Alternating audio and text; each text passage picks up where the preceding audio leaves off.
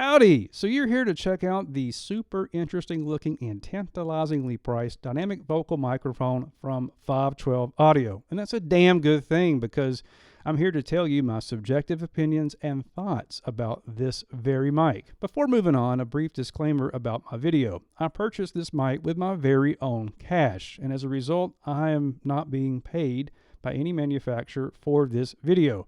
All opinions, experiences, and BS in this video are mine.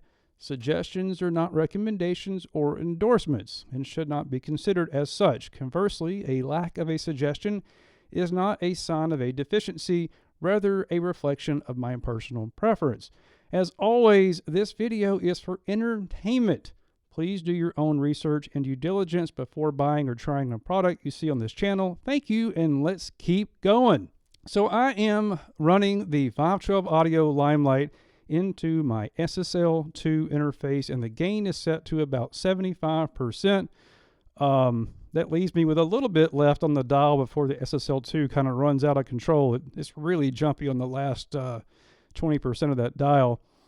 I will boost the level of this mic in post, and I'll put that setting on the screen as we go along. I will not be using an EQ or compression for most of this video anyway. At the end, I think I do want to do a segment and demo some EQ and compression just to see how that sounds.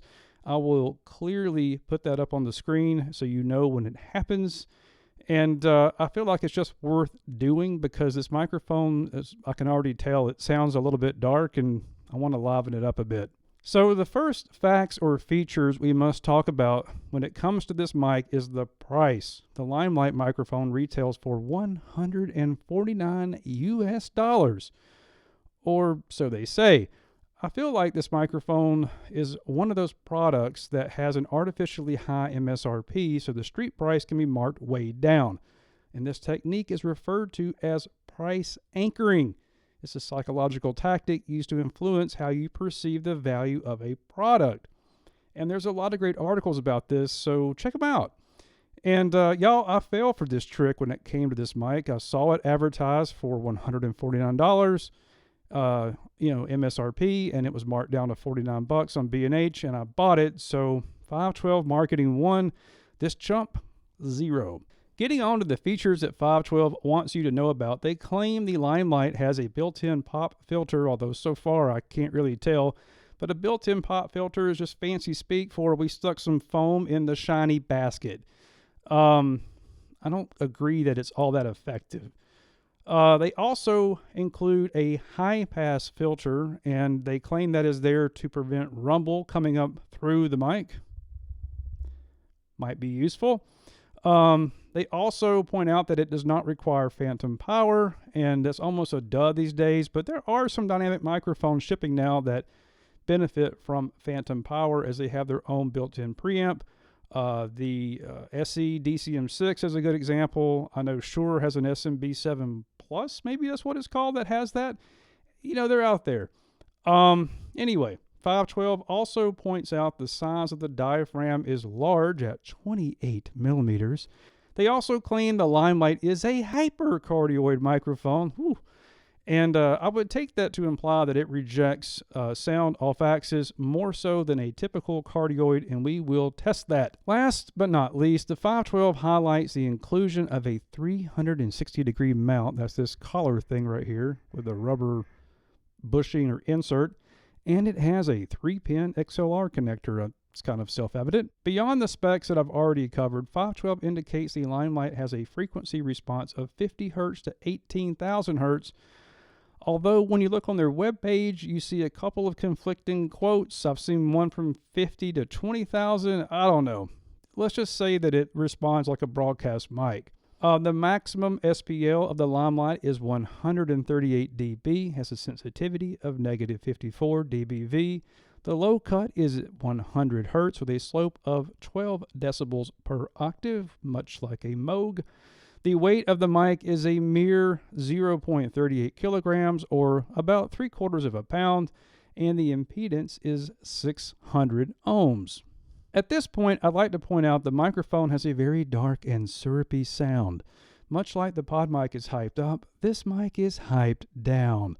And I love a dark mic, but the Limelight might be too dark even for my tastes. Now it's time to do the axis test. We're going to test this microphone's performance both on and off axis, and we'll see how much sound it rejects. Starting with the side, this is me speaking into the side of the 512 Audio Limelight. This is me speaking into the back of the 512 Audio Limelight. And this is me speaking into the front of the 512 Audio Limelight. Now for the plosive test, and this is one of the times I'm really not wanting to do this, but I'm just going to do it. I mean, we need to know, it's for science. So I'm going to do the plosive test from the front like this and directly into the mic, starting directly into the mic. Peter Piper picked a pick of pickled peppers. Peter Piper picked a pick of pickled peppers. Let's go ahead and compare the Limelight to some of its peers. Today, I'm going to put it up against the Zoom ZDM1, a $50 budget mic that, you know, you don't hear a lot about, but I really, really like it. A Behringer SL75C, which is like a $13 handheld wonder mic, which is also dark sounding. And finally, the gold standard of broadcast microphones. You know what that's going to be. None of these mics are bright, so it should make this an interesting comparison. Let's do it. All right, we are on the Zoom ZDM1. This is one of my favorite broadcast style mics because it sounds really, really nice. It's not too dark or dull. It's fairly decent with plosives when you use the external pop filter that comes with it. It doesn't sound exactly like a Shure microphone, but it sounds like it could be a Shure microphone, and it's priced great. I mean, I got this one used for $30 from B&H on the used store, and you can get the new one for about $50 these days on the used store, and I think that's a banging deal for a good-looking, good-sounding broadcast microphone. I'm not going to talk much more about this. There will be a full video on this coming soon. But let's keep going and try the Behringer SL75C. All right, we are now on the Behringer SL75C. This thing costs like $13 these days. I think it was like 21 or 22 when I bought it last year, and it's come on down to about $13. And for $13, it's kind of weird because I think I paid more for this pop filter than I did for the mic. It's a Shure pop filter though, so okay, hate me. I've got a name brand pop filter on a bargain basement mic. But anyway, for $13, you can do a lot worse. And I think that it's a much better deal than a lot of the super cheap broadcast mics out there. The top end is a little gritty on this mic, but again, it's $13. I mean, it doesn't even look too stupid because it's a clone or a tribute to the Shure SM7B, which has that more squared end on it. And I think it looks a little less, pop starry than the average handheld mic. So I dig this one. If you're going to do a handheld mic in a podcast or have it on camera, I like this. I like the little square filter on the end of it. And for $13, I think it's a great deal. Moving on to the King. All right, now we are on the King of Dynamics, the SM7B from Shure. Everybody knows this mic. It is a well-loved mic. It's kind of a big old hug for your voice. That's the way I think about it. It's a very comforting microphone to use. It's not overly dynamic, so you don't get a lot of plosives or unexpected dynamics from your voice. Kind of has a little bit of a natural compression almost. It's also very hard to drive, as I'm sure you've heard. I'm running it without a Fethead or Cloudlifter type inline preamp. It's running straight into the SSL interface, and the SSL interface is crying. It's crying like it is. I've almost got it pegged. There's a little bit too much gain at the end on the SSL2, but it's like 90% of the way there, y'all. It is really, really crying for help. The downside of that is that it makes the noise floor on this particular setup a little bit higher than it could be. But considering I did not use a preamp on the other mics, I decided to leave this one preamp free and kind of give everybody an idea to hear this thing in my studio just kind of naked, bare bones. Okay, let's get back to the Limelight microphone, and we're going to try it out with a little bit of EQ and compression and maybe play with that high pass filter. All right, we are back on the Limelight 512 audio. Wait, I got that backwards. Okay, we are back on the 512 audio Limelight microphone. And this is butt naked as far as processing goes. And we're going to start by engaging the 100 hertz high pass filter and see how that might impact the sound of my voice. All right, with the high pass filter engaged, I can hear some ground hum. That's not a good thing. So let's turn that back off. Okay, the high pass filter is disengaged. That was not a good time. Ground hum is never a good thing for your audio recordings. I don't know if mine is a bad sample. Maybe it is, but that wasn't very cool, so we're going to leave it off. Next, we're going to add some light compression. I'll try to make it as transparent as possible. I'm going to bring the threshold down until I'm getting about 2.5 to 3 dB of reduction or compression. And I'm going to use a very fast attack and a release of around 10 milliseconds. And then I'm going to add a little bit of EQ. I'll put those settings up on the screen right now because I'm not sure what I'm going to do there. But the overall goal would be to just bring the top end up a little bit and maybe roll off some of the mud in the bottom. And that's all I'm going to do.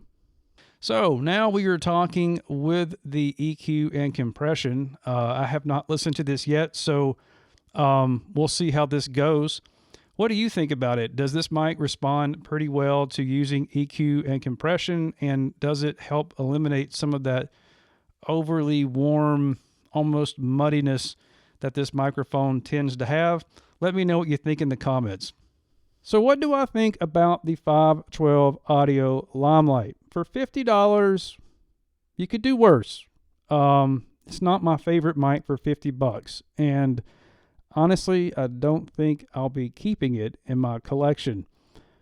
Few reasons for that. First off, the build quality is not amazing. It feels a little bit cheaper to me than the Zoom ZDM1, which already doesn't feel all that well built.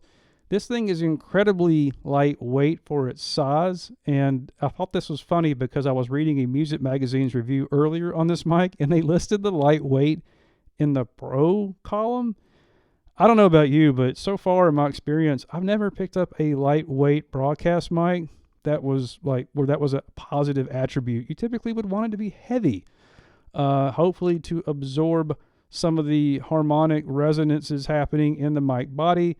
This one doesn't stand a chance. I don't think there's any kind of, dampening material inside of there. Maybe there is. I don't know. If you know, let us know. Second, my sample has this metallic resonance thing that I just do not enjoy. If you have this mic and you don't have that phenomenon, good for you. Thirdly, I love a dark sounding microphone, but this one, it may be a little bit too dark and muddy for me. I'm sure the EQ helped, but for all of those reasons, I cannot suggest this microphone. If you love the sound, though, you might dig it. And if you have a very bright voice, you may dig it. For my money, though, if I had to choose a $50 microphone right now that was a broadcast type microphone, hands down, it would be the Zoom ZDM1. I think that's a much better microphone alternative for the money. And if I didn't love the Zoom ZDM1, I might even consider getting an SL75C. I mean, for $13, you really can't go wrong. And then you can use that money you save to build up the rest of your studio setup. So there are some good things about this mic if you can look over my gripes. First off, the mic doesn't need a ton of gain. If memory serves, it's about the same as a Rode Podmic and not nearly as much as a SM7B. You don't have to have a Fethead or Cloudlifter unless your audio interface or recording device is a total wimp. If your gain is that low, I don't know what to tell you. The off-axis rejection of this mic was pretty good too. I really liked that about it, and that will help control, spurious room noises and the like. So which mic of the four that we listened to today did you enjoy? Let me know in the comments, and please consider subscribing if you thought this video was helpful. You should do it. You should just go ahead and subscribe. Maybe you'll like the next one if you don't like this one. And hit that like button, would you? Until next time, have fun and make great content.